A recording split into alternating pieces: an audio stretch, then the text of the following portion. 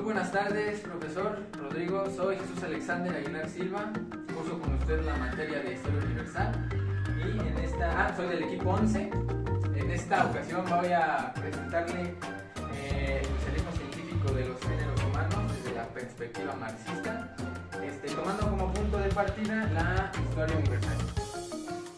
Comenzamos con la Historia Universal, la cual se divide en dos: prehistoria e historia.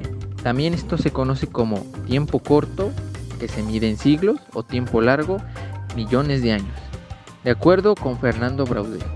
La prehistoria abarca más tiempo y varía los millones de años según el autor.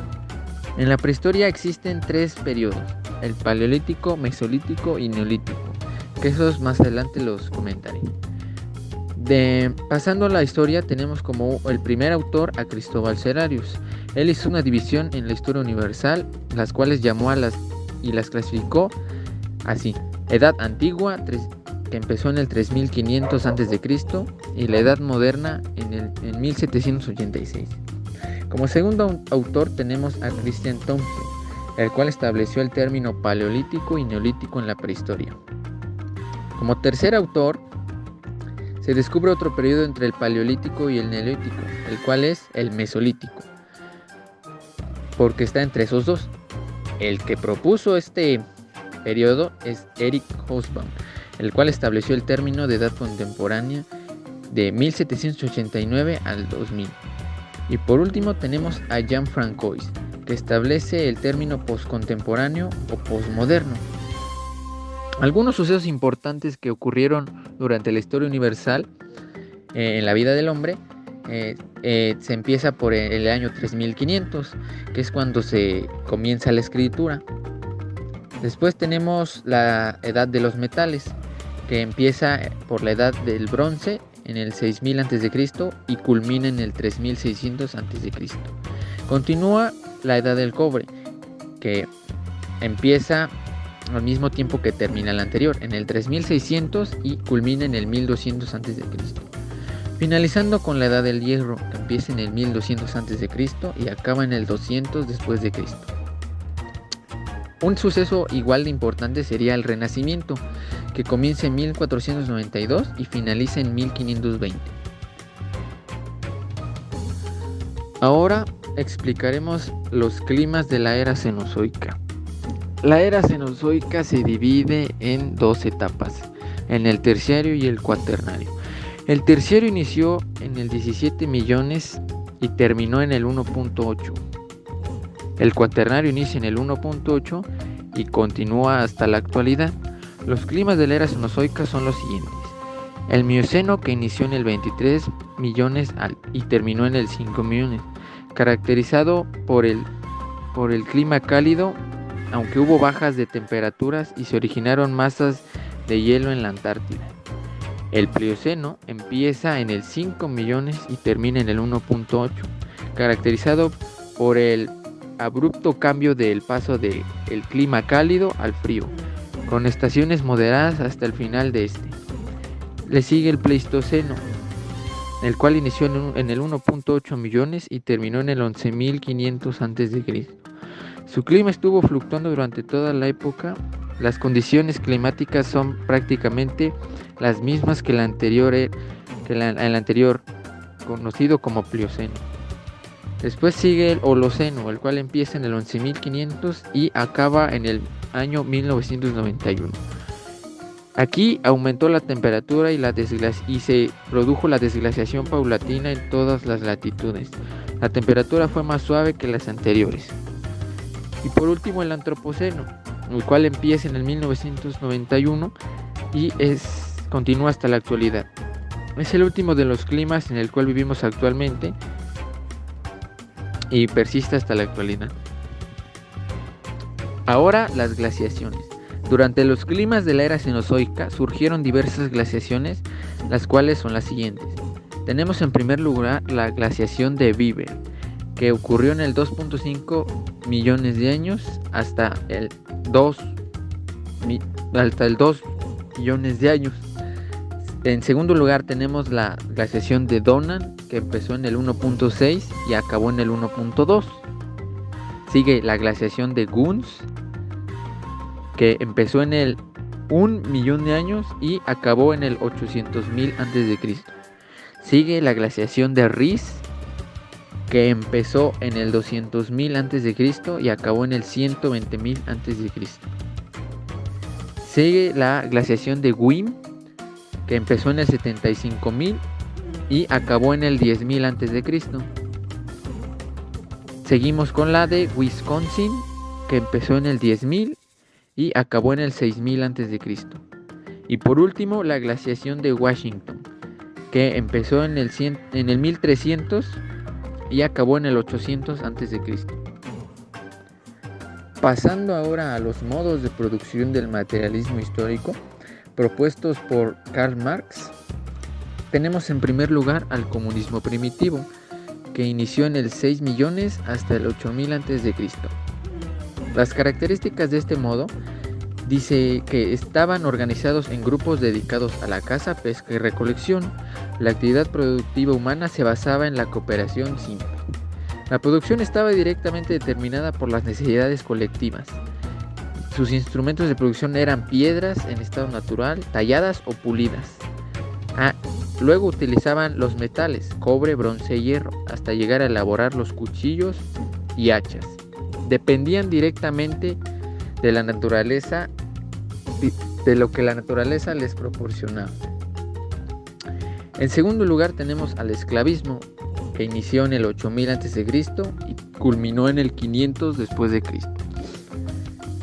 Aquí aparece la primera división social de las clases, esclavistas y esclavos. Aparece el dinero, se desarrolla el comercio. Las familias que se dedicaban a la agricultura abandonaron los campos para trasladarse a las ciudades. Se dio origen a la propiedad privada de la tierra y aparece la política y con ello el Estado esclavista. El dinero pasó a convertirse en capital. Seguimos con el feudalismo, que inició en el 300 después de Cristo hasta el 1501. Predominó el sector agrario en la economía. Los campesinos trabajaban en las tierras asignadas y regidas por el señor feudal. No existió prácticamente movilidad social. No había ningún tipo de intervención estatal sobre el desarrollo económico y el excedente productivo era consumido por las clases altas. Seguimos con el capitalismo, que inicia en el 500 después de Cristo y se mantiene vigente hasta la actualidad.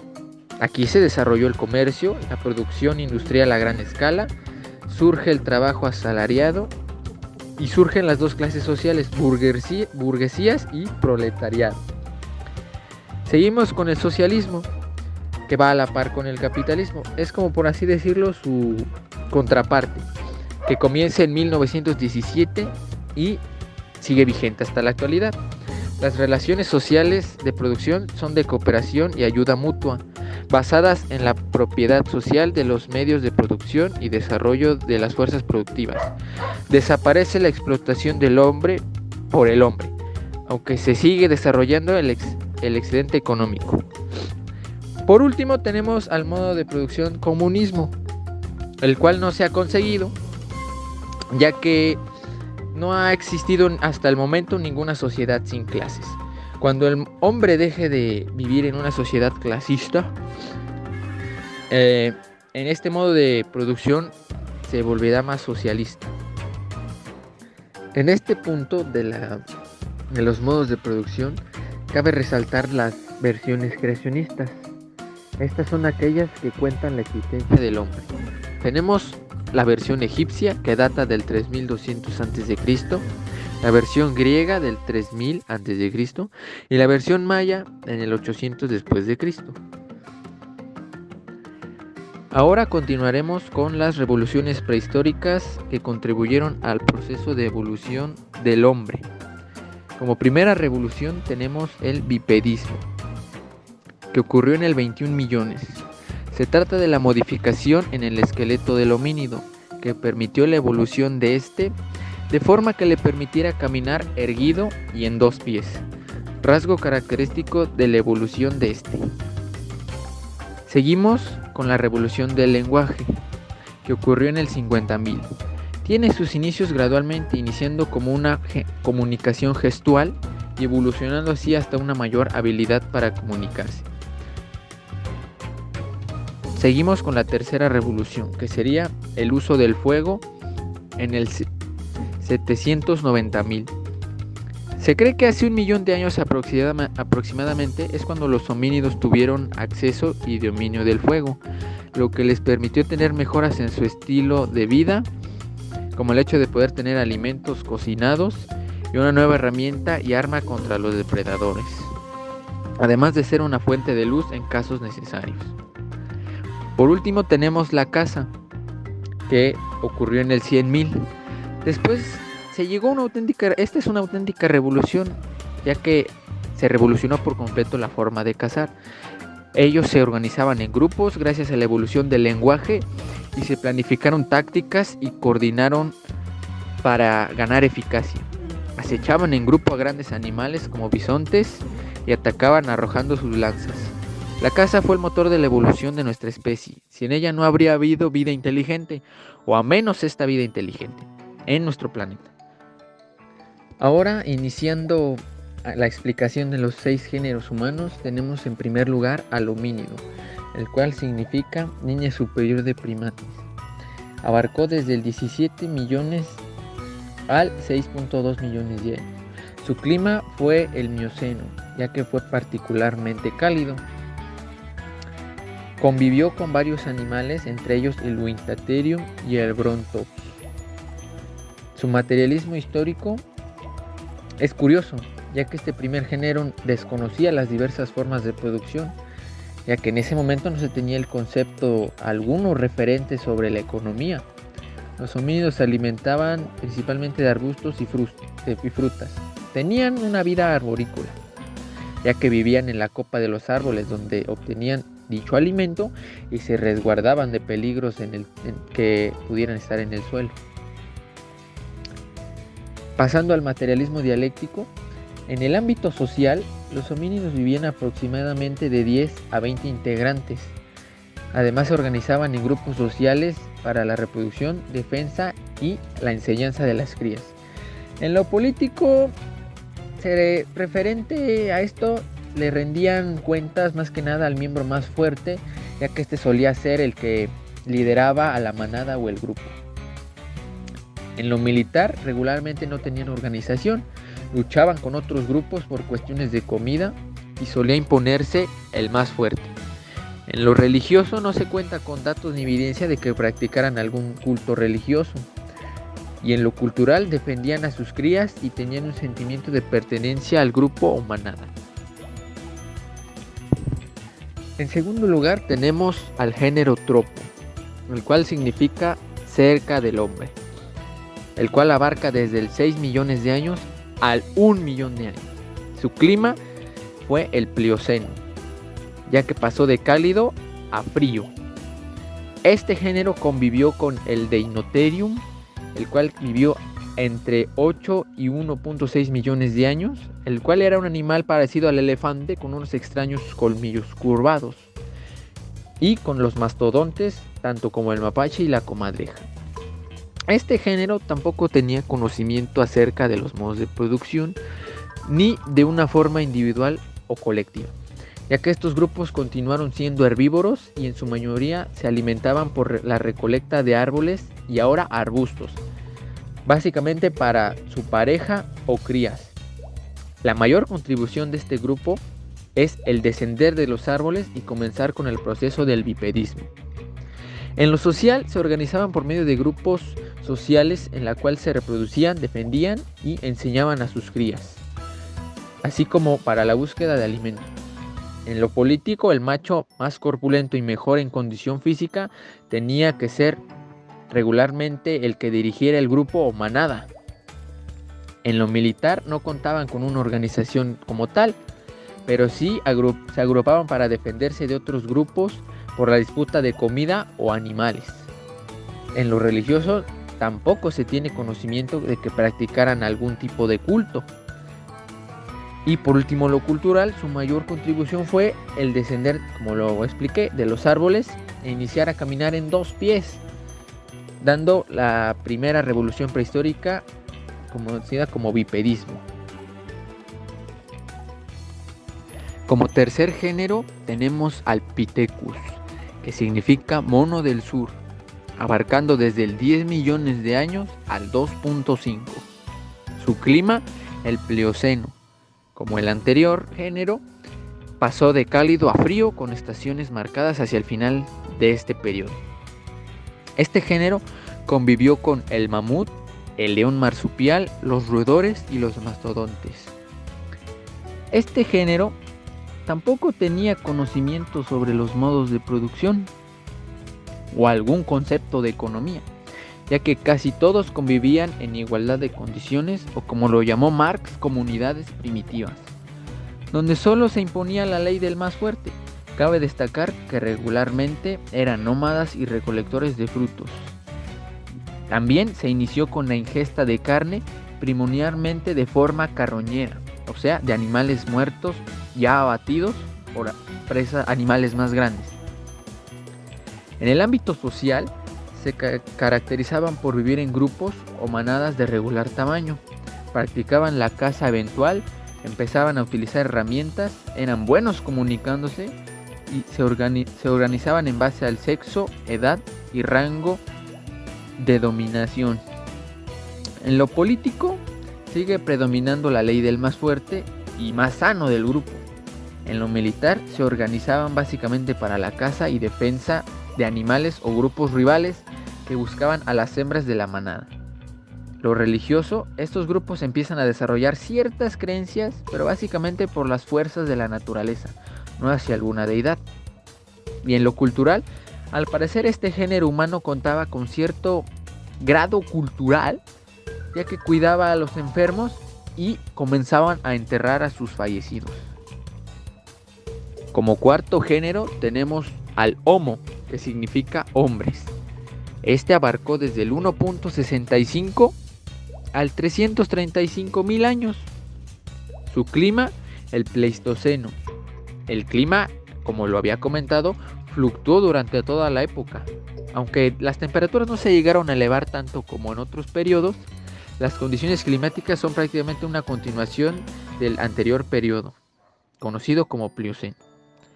Este género convivió con el gliptodonte, el smilodón, el mamut, el reno, el oso de las cavernas y el rinoceronte lanudo. El género de los Homo se considera como el antecedente directo del cual el ser humano, de hecho, se le ha llegado a llamar el primo de los humanos, aunque de acuerdo a la clasificación de Karl Marx, seguía viviendo en comunidades primitivas, en las que solía predominar la ley del más fuerte. Se presentaron cambios importantes, como lo es el dominio del fuego y una mayor vida en comunidades de mayor número. En el ámbito social, vivían en la sabana tropical y parece ser que era omnívoro y carroñero. Más tarde sería cazador. En lo político se organizaban en grupos ya más numerosos y principalmente habitaban en las cuevas por lo cambiante del clima. En lo militar se organizaban básicamente para cazar animales para después ingerirlos. En lo religioso siguen rindiendo culto a la naturaleza y sus fenómenos. Y lo cultural, desarrollaron mayores lazos de afectividad entre los grupos y empezaban a agruparse en los dichosos clanes. Seguimos con el género Neandertal. Significa hombre del valle de Neander. Abarcó desde el 800.000 hasta el 10.000. Su clima fue el Pleistoceno. Convivió con el rinoceronte lanudo, el mamut lanudo, mamíferos rumiantes, ciervos, jirafas, antílopes y tigres. Pero cabe resaltar que cuando la fauna glacial, compuesta sobre todo por estos grandes animales, sucumbe, la mesofauna, que son los cervidos, suidos y equidos, convirtiéndose en algunas zonas concretas de los agrotipos o ancestros de las futuras especies domesticadas, esta continúa, convirtiéndose en ovinos, porcinos y bovinos. El género humano de los neandertales también se encuentra dentro de la clasificación hecha de Karl Marx relativa a las comunidades primitivas. Sin embargo, hacia finales de su existencia, estos antecesores directos del actual humano empezaron a realizar acciones rudimentarias de economía, como lo es el intercambio de comida o herramientas primitivas, y apropiación de mejores lugares ubicados y provistos de un mayor número de recursos naturales. En lo social, la estructura social de la especie era similar a las modernas sociedades de cazadores y recolectores, así como el Homo sapiens. Mostraron estar unidos por lazos emocionales y poseer capacidades tales como el altruismo. En lo político, se organizaban regularmente en grupos de regular tamaño, siendo el más joven y fuerte el jefe del clan o grupo. En lo militar, se organizaban para cazar a grandes mamíferos como lo era el mamut. En lo religioso, siguen rindiendo culto a las fuerzas de la naturaleza. Y en lo cultural, se establecieron que este género comenzó a realizar pinturas rupestres en cuevas y en algunos casos en huesos. Por último, tenemos al Homo sapiens, que significa hombre que piensa. Abarcó desde el 158.000 al 10.000. Su clima fue el Holoceno, casi al final. Este convivió con el ganado vacuno, la oveja, la cabra y el cerdo, además del perro que lo acompañaría en las cacerías más grandes. El género de los sapiens somos los humanos actuales, los cuales hemos transitado por las 5 formas de producción propuestas por Marx: el esclavismo, feudalismo, capitalismo, socialismo y comunismo, destacando que esta última etapa no ha sido alcanzada por ninguna cultura o civilización del planeta, ya que se debe a una utopía. En el ámbito social, nos organizamos en sociedades complejas por un gran número hasta de 25 millones de habitantes y una sociedad jerarquizada y sumamente desigual, ya sean los ricos y pobres. En lo político nos organizamos en base al territorio y formamos países que son dirigidos por gobernantes electos, ya sea por voto ciudadano y en algunos casos por reyes o por derecho divino. En lo militar se cuenta con una organización de ejércitos que tienen por objeto conquistar nuevos territorios para incrementar sus riquezas o defenderlas. En lo religioso existe gran variedad de cultos hacia entidades superiores llamados dioses, aunque sobrevive el culto a la naturaleza y hombres ejemplares. En lo cultural se han desarrollado grandes campos de estudio. Casi toda conducta humana es objeto de estudio, destacando las bellas artes, la pintura, la escritura y la literatura. Pasamos ahora a las construcciones megalíticas que se conservan hasta la actualidad. En primer lugar tenemos a un dolmen. Un dolmen, que en bretón quiere decir mesa grande de piedra. Es una construcción megalítica consistente generalmente en varias losas clavadas en la tierra en posición vertical y una o más losas en modo de cubierta, apoyadas sobre ellas en posición horizontal. Estas se ubican en España y Málaga. Seguimos con los menhires. Un menhir es la forma más sencilla de un monumento megalítico. Consiste en una piedra, por lo general alargada, en bruto o mínimamente tallada, colocada en modo vertical y con su parte inferior enterrada en el suelo para evitar que caiga. El término es originario de Francia y resulta de la unión de dos palabras que en el idioma bretón, maen, piedra, y hir, larga. Fue adoptado por los arqueólogos en el siglo XIX. Se ubica en Francia, Carnac e Inglaterra. En tercer lugar tenemos un cromlech. Un cromlech es un monumento megalítico formado por piedras o menhires introducidos al suelo y que adoptan una forma circular, similar a un muro o una elíptica cercando un terreno. Se ubica en Inglaterra en la Gran Stonehenge. Y hablando de Stonehenge, esta también es una construcción megalítica, ya que el conjunto está formado por un anillo de 30 piedras en un sarcén dispuestas en forma vertical que soportaban 30 dinteles horizontales. Las piedras están formadas por grandes bloques de rocas sedimentarias e ígneas distribuidos en 4 circunferencias concéntricas. Está formado por grandes piedras rectangulares y originalmente estaban coronadas por dinteles también de piedra, quedando hoy en día solo 7 en su sitio original. Se localiza en Inglaterra, Stonehenge. Pasamos a la construcción megalítica Gantia.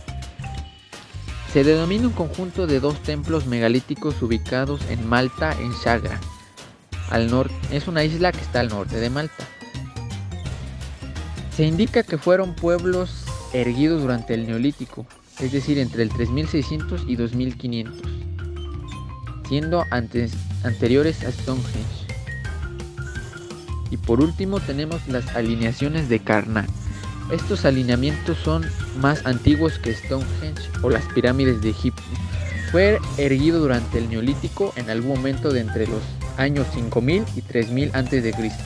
Este levantamiento prehistórico posee la mayor concentración de megalíticos del mundo y hasta es posible verlo desde el espacio. Se localiza está junto al Golfo de Morbihan en Bretaña, Francia. Pasamos a la explicación de las civilizaciones antiguas. En primer lugar tenemos a la antigua China, que significa país del centro o el reino central, en el año 5000 a.C. Se ubicaba en el norte de China.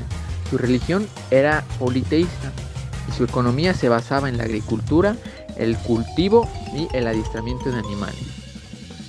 Pasamos a la antigua Mesopotamia, tierra entre ríos, en el 3500 a.C. Se encontraba situada en lo que hoy conocemos como Oriente Próximo, ocupando parte de Irak, Turquía y Siria. Su religión era sincretista. Su economía se basaba en la agricultura, la cual fue posible gracias a la labor conjunta de la población para la construcción de canales. El antiguo Egipto, Tierra Negra, en el año 3150 a.C.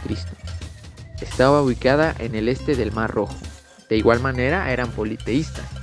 Era principalmente agrícola y dependía mucho del río Nilo, ya que a lo largo de sus orillas hacía que el agua hiciera que la tierra fuera fértil y permitiera el transporte de mercancías por todo el país. La antigua Grecia, tierra de los griegos, en el año 1200 a.C. Esta estaba situada por el mar Mediterráneo y se situaba al sur de la península balcánica. Tenían una religión politeísta.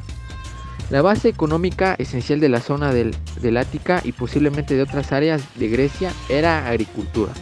Las técnicas agrícolas eran muy rudimentarias, ya que no conocían los abonos y tenían que dejar las tierras en barbecho. Los fenicios, púrpura o rojo, en el año 1104 a.C. Estaba ubicado a lo largo de la costa del mar Mediterráneo, que se extendía a lo que hoy es Siria, el Líbano y el norte de Israel. De igual manera eran politeístas y su economía era esencialmente marítima, con una fuerte dinámica de intercambio entre sus propias ciudades y con el extranjero. El Imperio Yemer o Imperio de Angkor, en el 802 a.C. El Imperio Yemer tenía una clara influencia cultural en la India. Su religión era budista. Construyeron varias esculturas y adoraron como divinos a varios de sus reyes, siendo su principal economía la agricultura y ganadería. El Imperio Aquemenida o el Imperio, en el año 500 a.C. Estaba situado en el suroeste de la meseta de Irán. Tenían una religión politeísta y enoteísta, porque solo uno de sus dioses cumplía un rol lo suficientemente importante para ser la deidad principal. Esta se mantenía de la recaudación de cuantiosos impuestos, a los cuales se amonedaban en oro y plata, acuñándose monedas como el dárico y el siclo. La antigua Roma, o Fuerza, en el 27 a.C. Se sitúa en Europa y el norte de África y Asia Menor. Tenían una religión politeísta y en esta época se tuvo un origen de pequeñas comunidades agrícolas con muy escaso comercio y una rígida división de clases sociales.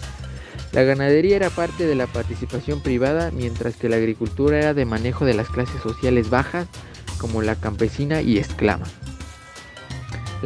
La civilización hebrea o hijos de Abraham, en el 1800 a.C. se situaba principalmente en Jerusalén. Tenían una religión monoteísta. Se dedicaron a la agricultura y a la ganadería. El cultivo característico era el olivo y la vid. También obtuvieron legumbres y lentejas y el pastoreo de animales. por último, la civilización hindú, que quiere decir río Indio, en el 3300 a.C. Se ubica en Madhya Pradesh, India. Tenían una religión hinduista. Se basaba principalmente en la agricultura, ya que cosechaban productos importantes y en grandes cantidades debido a su territorio tan fértil. Entre estos productos se cuenta la cebada, el trigo, el algodón y el sésamo. En este planisferio están ubicados las zonas de habitación de los 6 géneros humanos anteriormente explicados: los homínidos, los tropos, los pitecus, los homo, los neandertales y por último los homo sapiens. Así como el clima universal en el que algunos de ellos pudieron haber habitado, el cual sería la tundra, la sabana, el bosque de coníferas y el bosque caducifolio. De igual manera, aparecen ubicadas las civilizaciones antiguas que expliqué en un momento atrás, así también las construcciones megalíticas con su ubicación de cada una de ellas.